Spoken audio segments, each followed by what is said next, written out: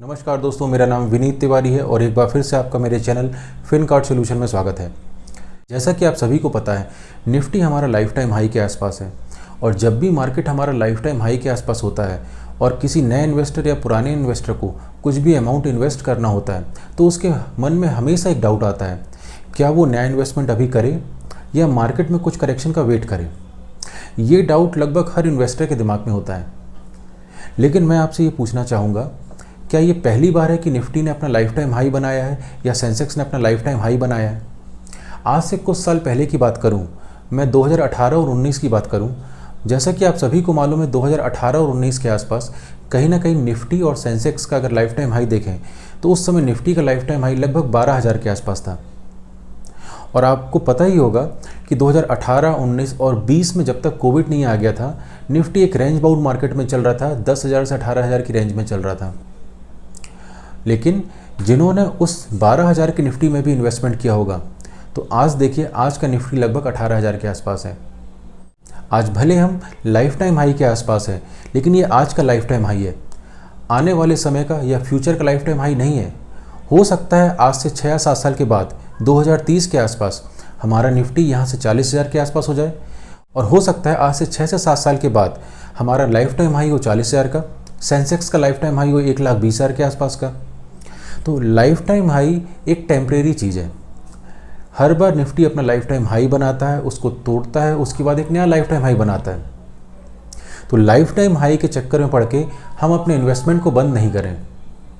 हाँ, ये ज़रूर है कि जब हमारा निफ्टी लाइफ टाइम हाई के आसपास है तो हमें किस तरीके से इन्वेस्टमेंट करना चाहिए, ये ज़रूर हमें आना चाहिए। और जैसा कि आप सभी को मालूम है, जब हम म्यूचुअल फंड में इन्वेस्टमेंट की बात करते हैं तो आप सभी के दिमाग में 2 तरीके से इन्वेस्टमेंट के ऑप्शन आते हैं। पहला SIP, दूसरा लमसम। SIP आज की डेट में सबसे पॉपुलर टूल्स है और जैसा कि आपको पता है, SIP के माध्यम से हर महीने एक फिक्स डेट में एक फिक्स अमाउंट आपके बैंक अकाउंट से कटता है और आपके म्यूचुअल फंड स्कीम में ट्रांसफ़र कर दिया जाता है, इन्वेस्ट कर दिया जाता है। और कहीं ना कहीं क्योंकि हर महीने एक फिक्स अमाउंट आपके बैंक अकाउंट से कट रहा है, तो हर महीने कभी मार्केट ऊपर होता है और कभी मार्केट नीचे रहता है, जिसके कारण आपको एक बहुत अच्छी एवरेजिंग मिलती है। और यही SIP का सबसे बड़ा बेनिफिट है कि लंबे समय में एक अच्छी एवरेजिंग के साथ कहीं ना कहीं हम देखते हैं SIP हमें आराम से 12 से 15% का कंपाउंडेड रिटर्न बना के देता है। अब अगर मैं SIP की बात करूं तो SIP करने का कोई टाइम नहीं होता। अभी रिसेंटली मैं 4 या 5 दिन पहले एक फ्रेंड से बात कर रहा था और उस समय हमारा इसी बात को लेकर डिस्कशन हो रहा था कि SIP अभी करूं या मार्केट की गिरावट का वेट करूं। तो देखिए, SIP करने का कोई टाइम नहीं है। चाहे आज भी आप SIP चालू करें, चाहे मार्केट की गिरावट में SIP चालू करें। जब हमने SIP चालू किया था तो कहीं ना कहीं एक अच्छी एवरेजिंग के लिए हमने स्टार्ट किया है। तो अगर आप आज भी SIP चालू करते हैं तो आज भले market high life time high के आसपास है, लेकिन हो सकता है अगले महीने मार्केट में कुछ करेक्शन आ जाए, 5-10% का करेक्शन आ जाए, तो अगले महीने भी आप कुछ अमाउंट इन्वेस्ट करेंगे। हो सकता है उसके अगले महीने 2-4% का और करेक्शन आ जाए, तो आप अगले महीने भी इन्वेस्ट करेंगे। तो कहीं ना कहीं SIP के माध्यम से, क्योंकि कहीं ना कहीं बहुत अच्छी एवरेजिंग आपको मिल जाती है, इसलिए आप SIP के थ्रू हमेशा इन्वेस्टमेंट करते हैं। और SIP में इन्वेस्टमेंट करने के लिए हमें ये नहीं देखना चाहिए कि निफ्टी कब लाइफ टाइम हाई के पास पहुँचेगा और कब निफ्टी अपना बॉटम बनाएगा।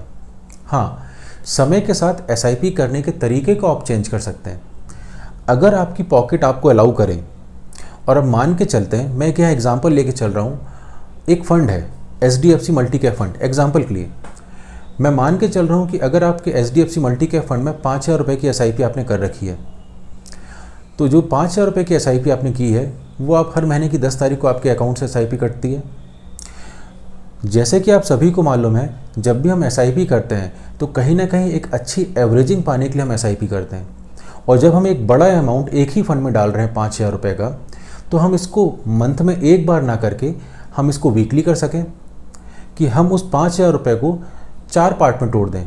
1,200 से 1,300 रुपये का वीकली अगर हम SIP करें तो भी आपके महीने में 5,000 रुपये के आसपास का इन्वेस्टमेंट हो जाएगा और आप देखेंगे कि आपको कहीं ना कहीं एक बहुत अच्छी एवरेजिंग मिलेगी। और अगर हम चाहें तो एक अच्छी एवरेजिंग पाने के लिए वीकली SIP की जगह हम डेली SIP का ऑप्शन भी चुन सकते हैं। हर AMC में, हर म्यूचुअल फंड कंपनी में डेली SIP का अमाउंट अलग अलग होता है। अगर मैं बात करूं HDFC म्यूचुअल फंड की, तो HDFC म्यूचुअल फंड में मिनिमम अमाउंट है 300 रुपये का। और वहीं अगर मैं ICICI म्यूचुअल फंड की बात करूं, तो कहीं ना कहीं ICICI म्यूचुअल फंड में मिनिमम अमाउंट है 500 रुपये का। और जैसा कि आपको मालूम है कि हमारे यहाँ का मार्केट हर महीने लगभग 20 से 22 दिन के आसपास ओपन रहता है, तो हर महीने लगभग 20 से 22 दिन हमारी SIP कटेगी। तो अगर मैं HDFC मल्टी कैप फंड में 300 रुपये की डेली SIP करता हूँ, तो कहीं ना कहीं हर मंथ मुझे 6,000 रुपये से लेकर 7,000 रुपये का मिनिमम बैलेंस अपने बैंक अकाउंट में मेंटेन रखना होगा। और ये डिसिप्लिन बनाना बहुत ज़रूरी है अगर आप डेली SIP और वीकली SIP के ऑप्शन को चूज़ करते हैं। अब ये तो रही SIP की बात। अब अगर हमें लमसम इन्वेस्टमेंट करना हो, तो अगर मैं पर्सनली अपनी बात करूं, तो मैं कोशिश करता हूं मैं अपना लमसम इन्वेस्टमेंट तभी करूं जब मार्केट में 10 से 12% का करेक्शन हो, और मैं उस करेक्शन का हमेशा वेट करता हूं। और कई बार ऐसी कंडीशन आती है कि मुझे मार्केट के लाइफ टाइम हाई के आसपास ही इन्वेस्टमेंट करना पड़ जाए। तो ऐसा नहीं है कि मैं इन्वेस्टमेंट नहीं करता, मैं इन्वेस्टमेंट करता हूँ, लेकिन अपना तरीका चेंज कर देता हूँ। और मैंने देखा है इस तरीके से मुझे हमेशा अच्छा प्रॉफिट हुआ है। जब भी मार्केट में लाइफ टाइम हाई के आसपास मुझे इन्वेस्टमेंट करना होता है, तो सबसे पहले मैं अपने फंड को किसी लिक्विड फंड में पार्क कर देता हूँ। फॉर एग्जांपल के लिए मैं मान के चल रहा हूँ कि मुझे SBI के ब्लू चिप फंड में इन्वेस्टमेंट करना था 5 लाख रुपए, लेकिन अभी मार्केट लाइफ टाइम हाई के आसपास है, लेकिन मुझे इन्वेस्टमेंट तो अभी करना है। तो मैं क्या करता हूँ कि अपने 5 लाख रुपए को मैं SBI के लिक्विड फंड में पार्क कर देता हूँ। और जैसा आप सभी को मालूम है, कहीं ना कहीं लिक्विड फंड में जब भी आप पैसा इन्वेस्ट करते हैं या उसमें पार्क करते हैं, तो लिक्विड फंड में आपको 4 से 5% का ब्याज तो मिलता ही मिलता है। और जब मेरा पैसा लिक्विड फंड में आ जाता है, तो उस लिक्विड फंड में पैसा आने के बाद मैं उस लिक्विड फंड से ब्लू चिप फंड में डेली की STP स्टार्ट करता हूँ। STP का मतलब होता है सिस्टमेटिक ट्रांसफ़र प्लान। अब एग्जाम्पल के लिए मैंने मान लिया कि मैंने 2,000 रुपये की डेली की STP कर दी SBI ब्लू चिप फंड में, तो डेली SBI के लिक्विड फंड से मेरा 2,000 रुपये कटेगा और वो ट्रांसफ़र हो जाएगा SBI के ब्लू चिप फंड में। और ये सिलसिला तब तक चलता रहेगा जब तक मेरे इस लिक्विड फंड में अमाउंट बना रहेगा। और जब कभी भी मुझे ऐसा लगा कि मार्केट में 5-10% की गिरावट आ चुकी है, तो मैं एक बार में उस लिक्विड फंड से पूरे अमाउंट को मैं चाहूँ तो ब्लू चिप फंड में ला सकता हूँ, या छोटे छोटे इंस्टॉलमेंट में भी अपने अमाउंट को यहाँ ट्रांसफ़र कर सकता हूँ। ये आपका डिसीजन रहता है। तो मुझे ये तरीका सबसे अच्छा लगता है। जब भी मार्केट लाइफ टाइम हाई के आसपास होता है, तो मैं डायरेक्टली इक्विटी फंड में इन्वेस्टमेंट ना करके मैं अपने पैसे को लिक्विड फंड में इन्वेस्ट करता हूँ, और लिक्विड फंड में डेली STP के माध्यम से मैं इक्विटी फंड में अपने पैसे को इन्वेस्ट करना पसंद करता हूँ।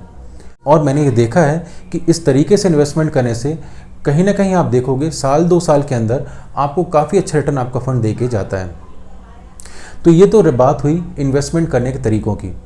अब ये आपको डिसाइड करना है कि आपको SIP करनी है, डेली SIP करनी है, वीकली SIP करनी है, या तो अगर आपको लमसम इन्वेस्टमेंट करना है तो आपको STP के हेल्प से लमसम इन्वेस्टमेंट करना है, या तो आपको वन टाइम इन्वेस्टमेंट करके छोड़ देना है। अगर आपको किसी भी टाइप का डाउट हो तो नीचे कमेंट सेक्शन में अपने कमेंट लिख के मुझे सेंड कर सकते हैं, या नीचे दी हुई मेल ID में आप मुझे मेल कर सकते हैं।